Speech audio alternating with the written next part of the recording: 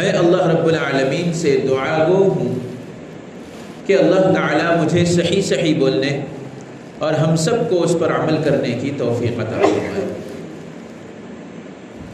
قرآن کریم کی ایک آیت کریمہ میں نے تلاوت کی ہے جس کے اندر اللہ رب العالمین نے فرمایا یا ایھا الذین آمنوا استعینوا بالصبر والصلاۃ، اے ایمان والو تم اللہ سے مدد مانگو صبر اور نماز کے ساتھ۔ ان اللہ مع الصابرین، بے شک صبر کرنے والوں کے ساتھ اللہ کی مدد ہوتی ہے۔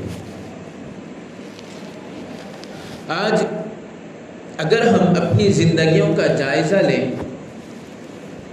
اور اگر اپنی زندگیوں کو ٹٹول کر دیکھیں تو ہماری زندگیوں کے اندر کئی ایسے لمحات ہیں جہاں پر ہم بے صبری کا مظاہرہ کرتے ہیں۔ ہم صبر کے دامن کو چھوڑ کر ہم اپنے اہل و عیال سے بلکہ اپنے رب کائنات پر شکوہ کرنا شروع کر دیتے ہیں۔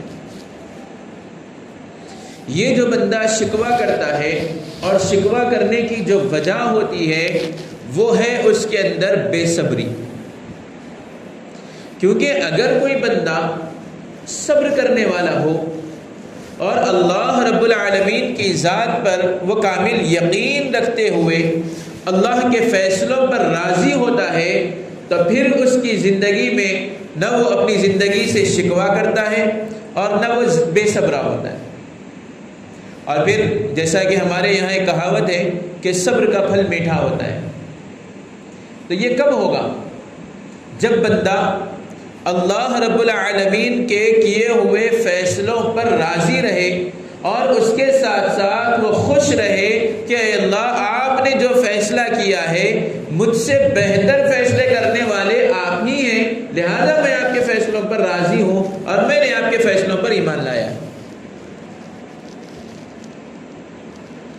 عام طور پر انسان جو ناشکرا ہوتا ہے اور جو شکوے میں مبتلا ہو جاتا ہے تو پھر وہ اس کی سب سے بڑی وجہ یہی بنتی ہے۔ جیسے مثال کے طور پر گھر میں کسی پر ایک مصیبت آ گئی، جیسے گھر کے کسی فرد کا انتقال ہو گیا۔ جب آپ انتقال کی خبر سنتے ہیں تو سب سے پہلے آپ کی زبان پر کلمات یہ نکلتے ہیں انا للہ و انا الیہ راجعون۔ بے شک ساری چیزیں اللہ ہی کے لیے ہیں اور ہر چیز کو اللہ ہی کی طرف لوٹ کر جانا ہے۔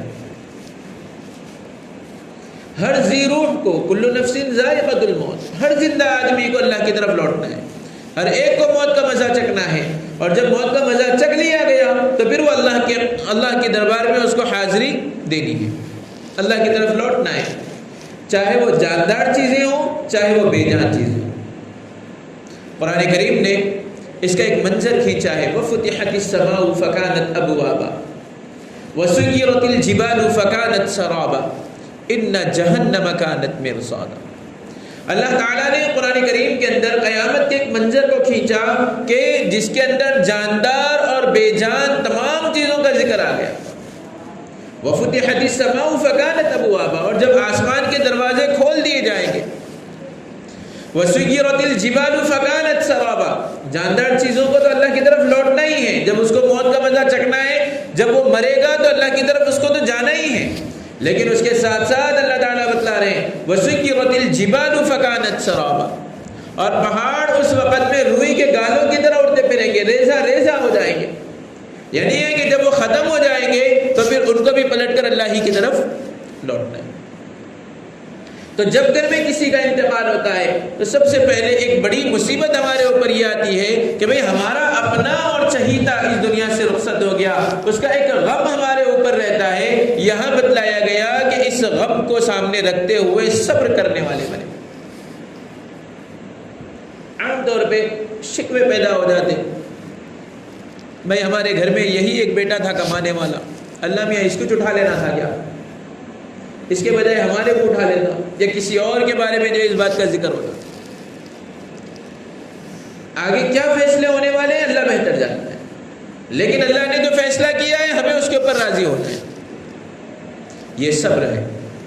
اور جو بندہ ایسی مصیبتوں پر صبر کرتا ہے، یا پھر یہ کہ کسی کے گھر میں چوری ہو گئی اور پھر وہ اس چوری پر شکوہ اور شکایت کرنے کے بجائے اگر وہ صبر کر لیتا ہے تو پھر بتلایا یہ گیا کہ ان اللہ مع الصابرین، صبر کرنے والے کے ساتھ اللہ کی مدد ہوتی ہے۔ پھر اور ایک جگہ قرآن کریم کے اندر یہ بتلایا گیا کہ جس کا ترجمہ یہ ہے کہ اللہ تعالیٰ صبر کرنے والوں کے ساتھ ہے اور صبر کرنے والوں کو اللہ تعالیٰ پسند کرتے ہیں۔ رسول اکرم صلی اللہ علیہ وسلم کی اگر ہم زندگی کو اٹھا کر دیکھیں تو آپ صلی اللہ علیہ وسلم کی زندگی کا اکثر حصہ صبر اور شکر پر ہی گزرا ہے۔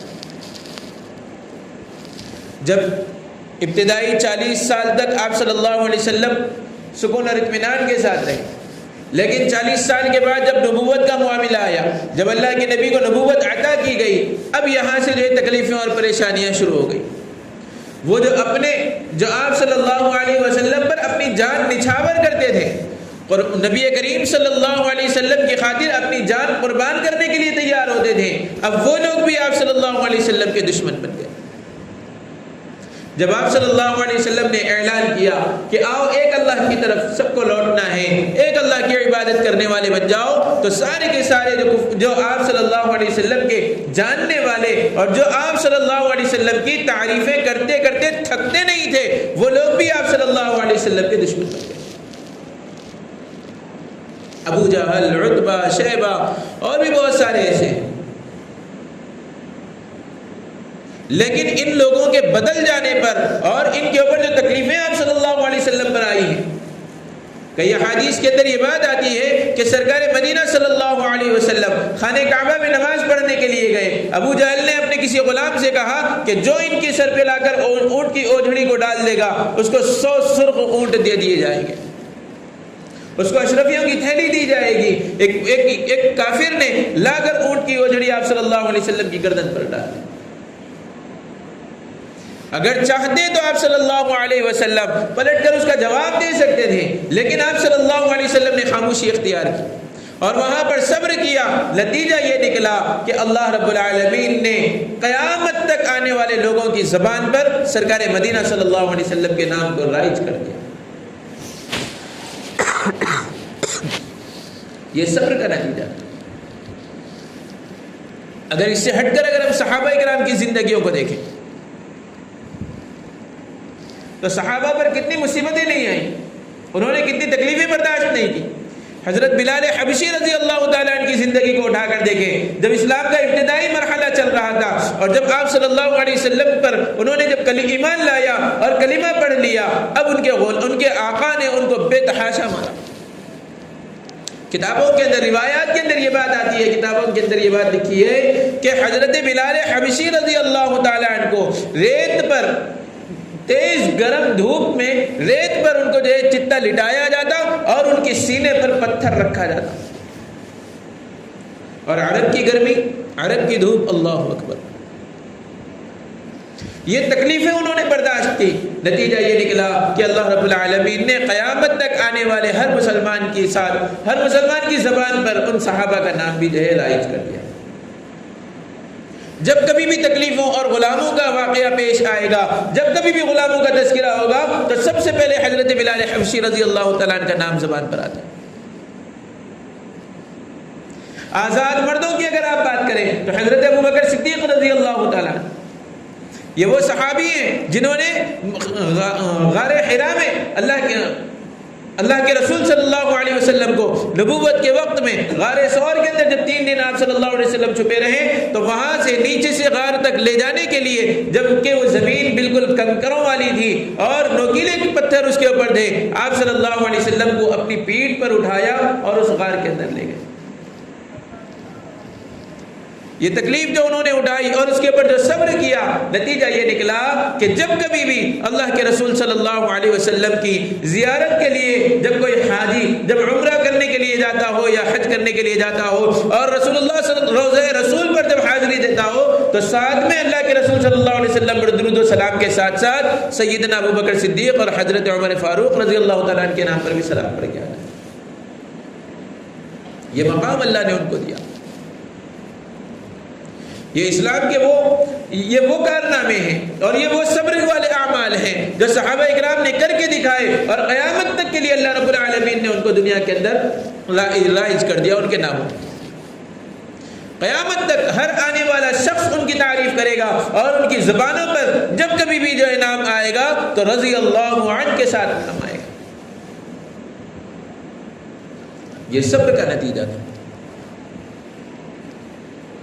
جو بندہ اپنے اوپر آنے والی مصیبتوں پر صبر کرتا ہے، اللہ تعالیٰ کہہ رہے ہیں کہ میں صبر کرنے والے کے ساتھ ہوں. وہ پریشان نہ ہو، وہ اکیلا نہ سمجھے اپنے آپ کو، میں اس کے ساتھ ہوں. وہ اندازہ لگائیں کہ جس کے ساتھ اللہ ہو پھر اس کے کیا کہنے، پھر اس کے کیا کہنے. وہ تو دنیا کے اندر کامیاب ہو گیا، آخرت میں بھی وہ کامیاب ہو جائے گا. آج ہماری زبانوں پر جو شکوے ہوتے ہیں چھوٹی چھوٹی تکلیفوں پر، ہم جو ایک دوسرے کے ساتھ لڑنے بھیڑنے لگ جاتے، ایک دوسرے کے ساتھ ہمارے اندر صبر کا مادہ ہی ختم ہو گیا. کہ اللہ کے نبی نے ہم کو یہ تعلیمات دی تھی، کہ اللہ کے رسول صلی اللہ علیہ وسلم کی یہ تعلیمات ہیں.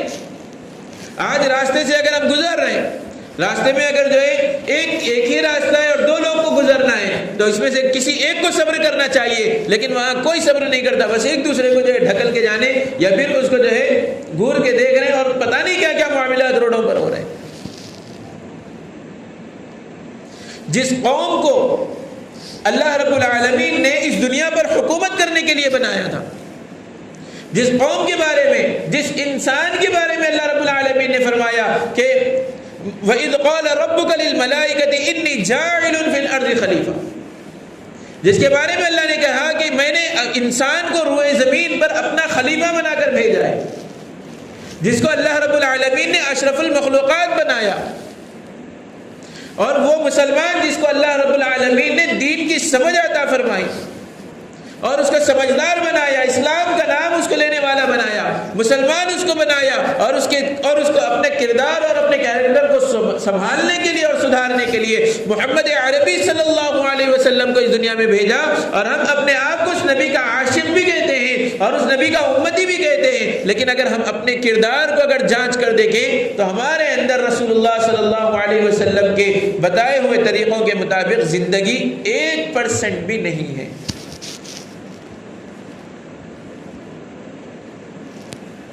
کیا ایک مسلمان ایسا ہوتا ہے؟ کیا ایک مسلمان کو اس طرح ہونا چاہیے؟ ہرگز بھی نہیں. اس کو چاہیے کہ وہ رسول اللہ صلی اللہ علیہ وسلم کے بتائے ہوئے طریقوں کے مطابق اپنی زندگی کو گزارے، اور آنے والی جو مصیبتیں اس کے اوپر ہوتی ہیں وہ ان مصیبتوں پر اللہ کا شکر ادا کرتے رہیں، اللہ کا اس پر ان مصیبتوں پر صبر کرے اور اللہ رب العالمین سے اس کے بدلے کی امید رکھے. احادیث کے اندر یہ بات آتی ہے، اللہ کے رسول صلی اللہ علیہ وسلم نے فرمایا کہ صبر کرنے والا جنت میں، جنتیوں کے دوسرے جو لوگ جنت کے اندر داخل ہوں گے ان لوگوں سے 500 سال پہلے وہ جنت کے اندر داخل ہوگا. یعنی دوسرے لوگوں کے مقابلے میں وہ 500 سال پہلے جنت کے اندر داخل ہوگا. کون؟ صبر کرنے والا. جب ابھی میزان عمل ابھی شروع نہیں ہوگا، ابھی عدل و انصاف کا معاملہ بھی شروع نہیں ہوگا، اللہ تعالیٰ ابھی جو ہے انصاف کے تقاضوں کو پورا کرنے کے لیے بھی بیٹھے نہیں ہوں گے. کچھ لوگ ایسے ہوں گے جو جنت کی طرف دوڑ رہے ہوں گے اور جنت کی طرف بھاگ رہے ہوں گے.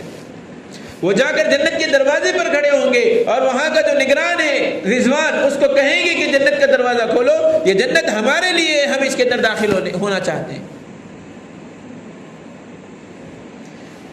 وہ جنت کا داروغہ، وہ محافظ و رضوان جو ہے اللہ رب العالمین سے پوچھے گا کہ اے اللہ یہ لوگ آئے ہیں جنت کے اندر داخل ہونے کے لیے، کیا میں ان کو چھوڑ دوں جنت کے اندر داخل ہونے دوں؟ آپ کا کیا حکم ہے؟ اللہ تعالیٰ کہیں گے کہ یہ دنیا کے اندر اپنے اوپر آنے والی مصیبتوں پر صبر کرنے والے تھے، لہذا تم ان کو چھوڑ دو، یہ جنت کے اندر داخل ہو.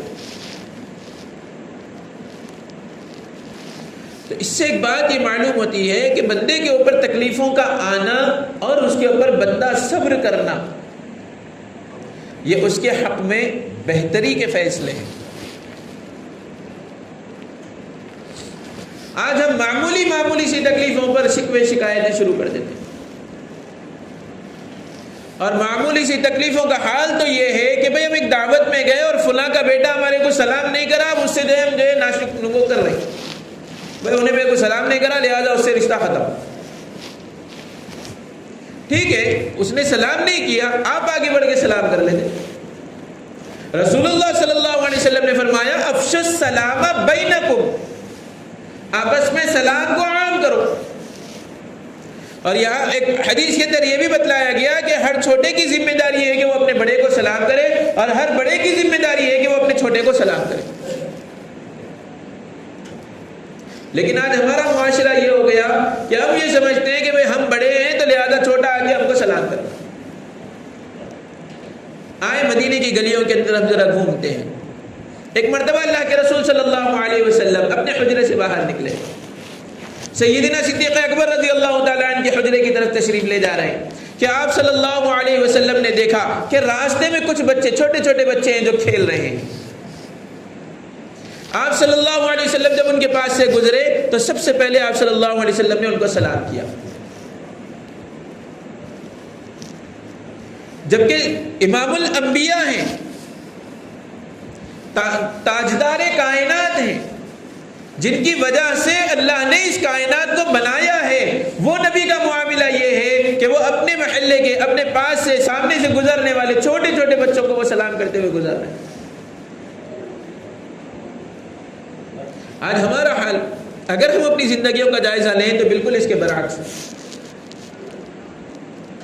اور ہمارے اندر تکبرانہ انداز اتنا ہو گیا۔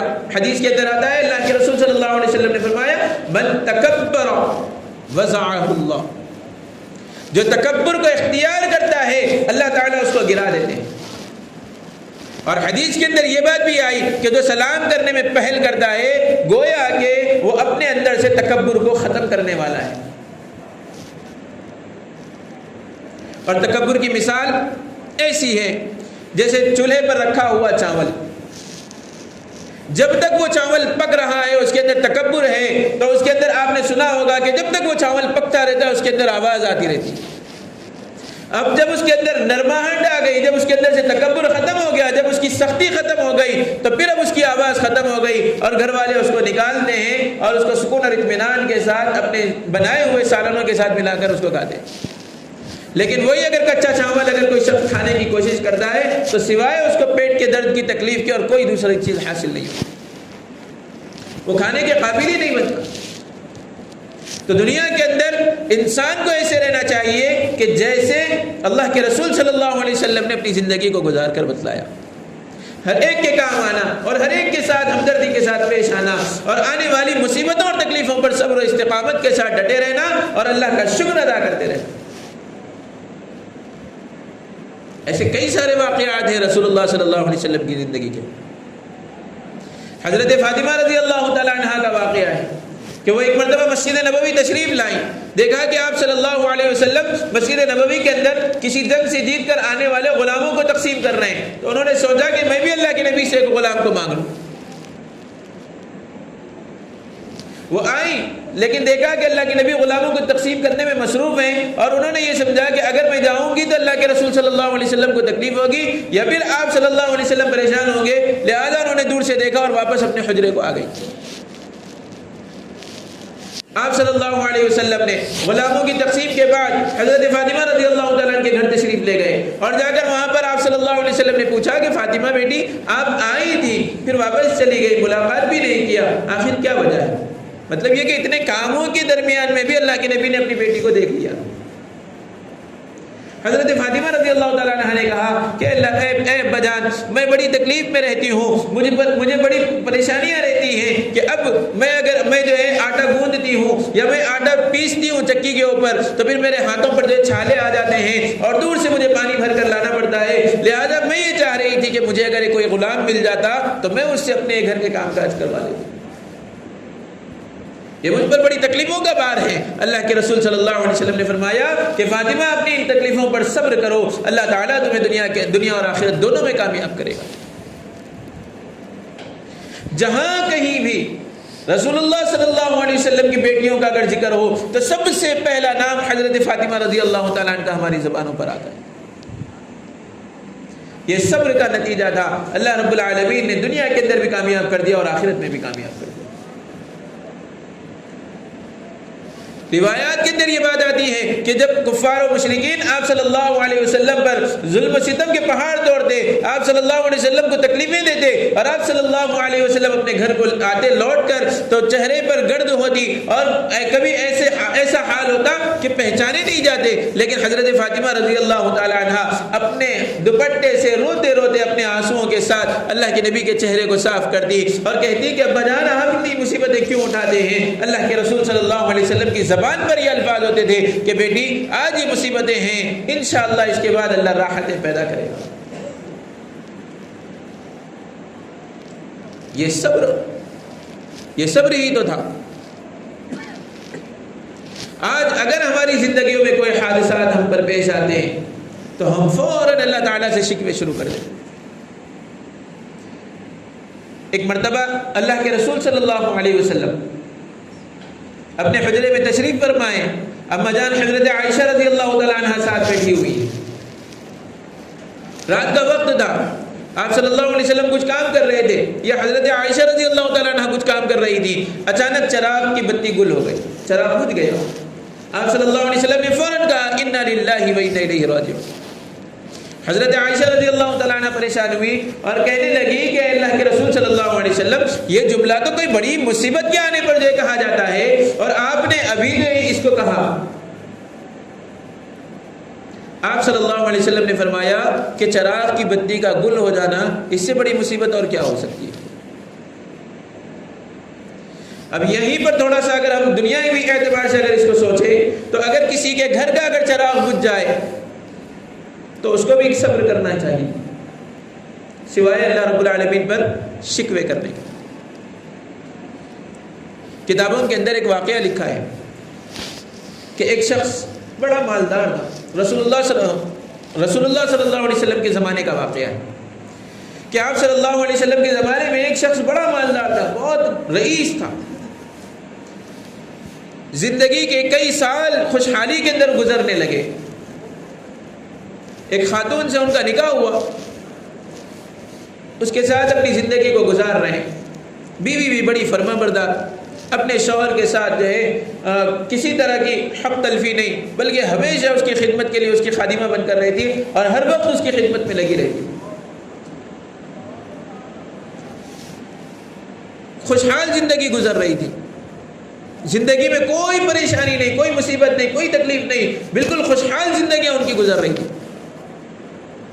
ایک دن رات کا وقت آیا، رات میں شوہر کو ٹھسکا لگا. جیسے وہ اٹھا، بیوی بھی ساتھ میں اٹھی، تو شوہر نے اپنی بیوی سے کہا کہ بھائی مجھے گلاس پانی لے آؤ.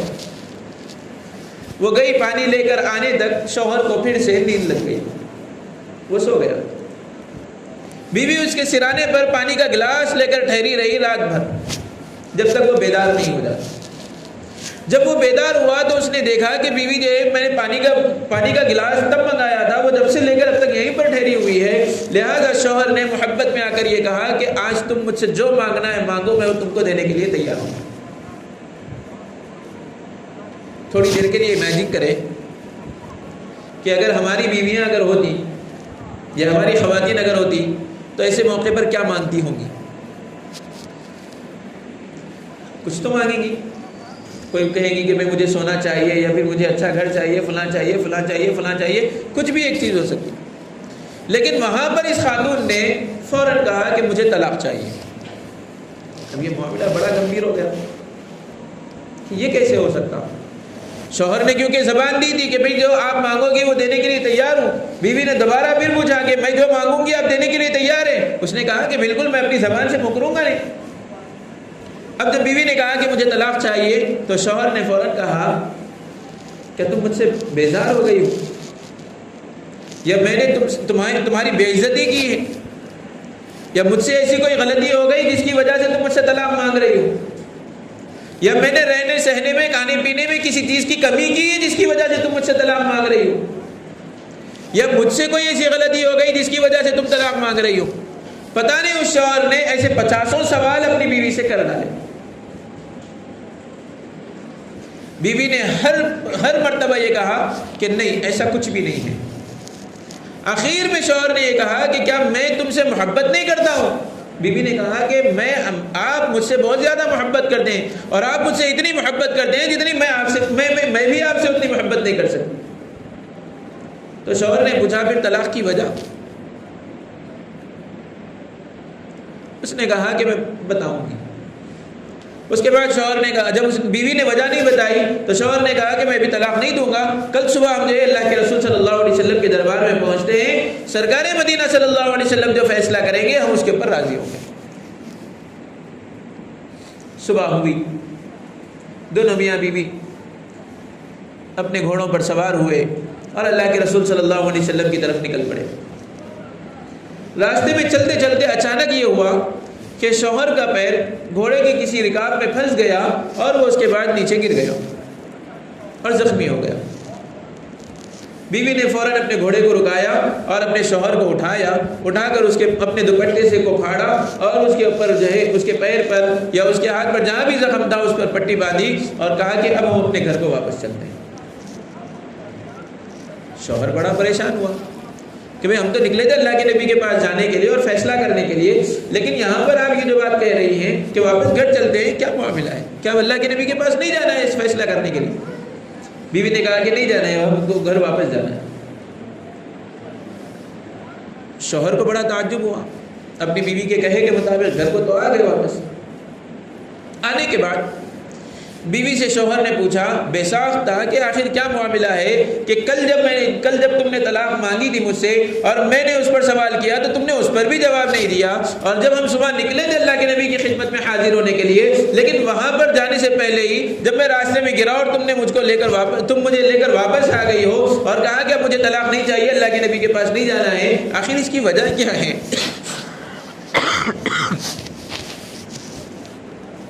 تو بیوی کہنے لگی کہ آپ نے چند دن پہلے اللہ کے رسول صلی اللہ علیہ وسلم کی ایک حدیث سنائی تھی،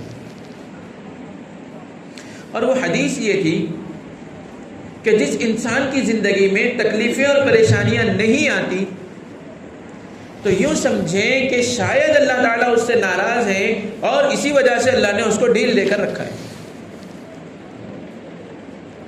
میرے پاس اتنی نعمتیں تھیں اور میں ہر اعتبار سے جو ہے خوشحال تھی اور آپ بھی خوشحال تھے، لیکن مجھے اس بات کا خوف ہو رہا تھا کہ کہیں ہم اللہ کی نظر سے دور تو نہیں ہو گئے اور اللہ تعالیٰ ہم کو ڈھیل دے کر تو نہیں چھوڑ دیے کہ جاؤ جتنا کرنا ہے کر لو، بعد میں تمہارا حساب کتاب ہوگا.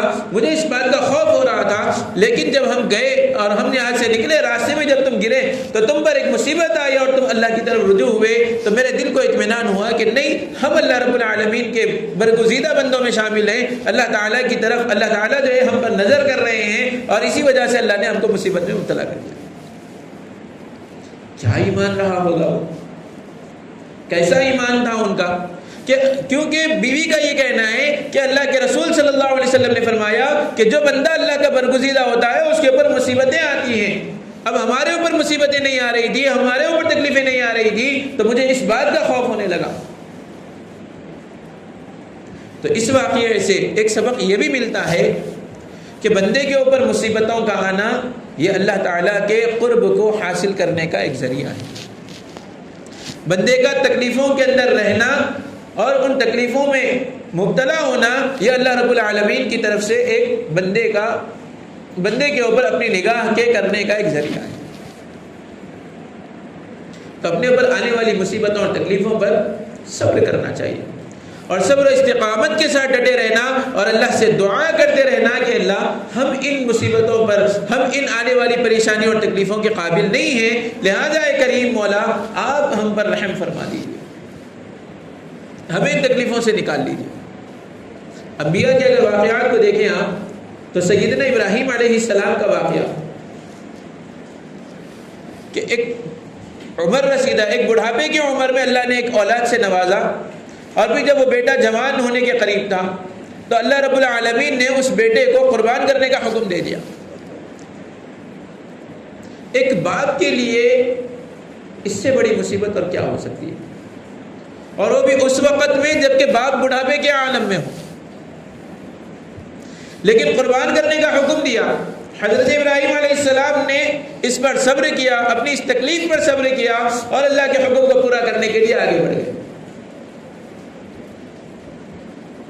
نتیجہ یہ نکلا کہ انہوں نے اللہ کے حکم کو پورا کیا اور اللہ تعالیٰ نے بذبح عظیم کا جو یہ حکم دے دیا اور ابراہیم علیہ السلام کے درجات کو بلند کرتے ہوئے ان کو اپنا خلیل بنا لیا. تو یہ مصیبت ان کے اوپر بھی آئی.